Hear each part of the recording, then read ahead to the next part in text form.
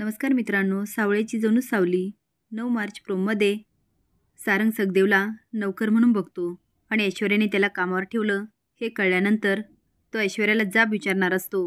पण सखदेव सावली विनंती करतात आणि अमृता त्यांना साथ देते. सारंग म्हणतो, ठीक आहे, मला स्वयंपाकात मदत कराल? कारण नोमान स्पेशल डे, त्यासाठी सारंग स्वयंपाक करणार असतो. सगळे बाहेर जेवणासाठी वाट बघत असतात. तेवढेच सारंग जेवण घेऊन जातो. त्याच्या मागे बबलू आणि सोम पण असतात. आता सखदेव येतो.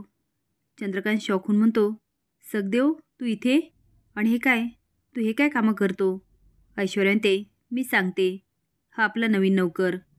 चंद्रकांत म्हणतो, ऐश्वर्या हे काय बोलतेस? राजकुमार म्हणतो, तिने काय चुकीचं केलं?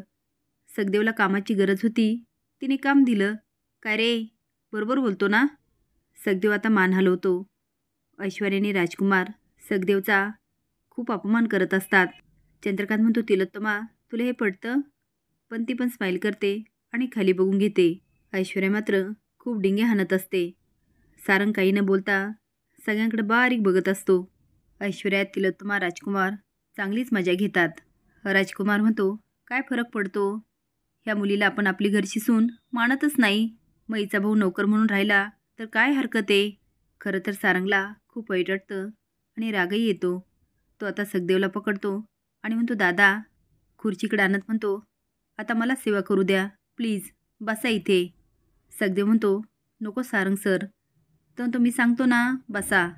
आता राजकुमार, तिलोत्तमा, ऐश्वर्याचा चांगलाच माज उतरतो. ऐश्वर्या उठते.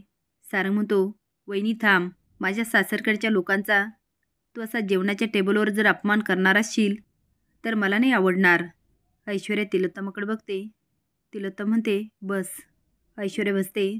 तेवढेच सारंग जातो आणि सावलीला घेऊन येतो आणि म्हणतो, तू सगळ्यांसाठी खूप करतेस. खुर्ची ओढत म्हणतो, आज सगळ्यांसोबत जेवायला बस, बस इथे. ऐश्वर्या उठायला लागते. सारंग म्हणतो, आई, मी स्वतःच्या हाताने सगळा स्वयंपाक बनवला आहे, मग तू माझा असा अपमान करणार आहेस का? ऐश्वर्या तिलोत्तमाचे दात सारंग चांगलेच घशात घालतो. दोघींची बोलती बंद होते.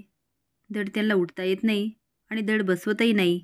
हे बघून नीलला खूप आनंद होत असतो, कारण त्याने ऐश्वर्याला समजायचा खूप प्रयत्न केलेला असतो.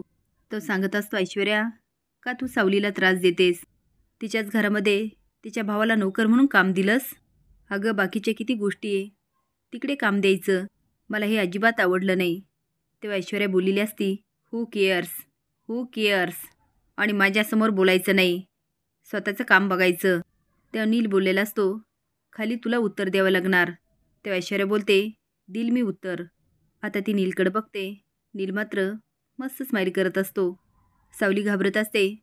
सारंग म्हणतो, सावली जेवायला घे ना. थांब, मी स्वतःच्या हाताने वाढतो. आता तर तिलोत्तमा ऐश्वर्याच्या पायाखालची जमीनच सरकते. सारंग सावली आणि सखदेवला वाढत असतो.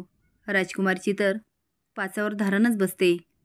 असेच नवीन अपडेट जाण्यासाठी लाईक आणि सबस्क्राईब करा. धन्यवाद.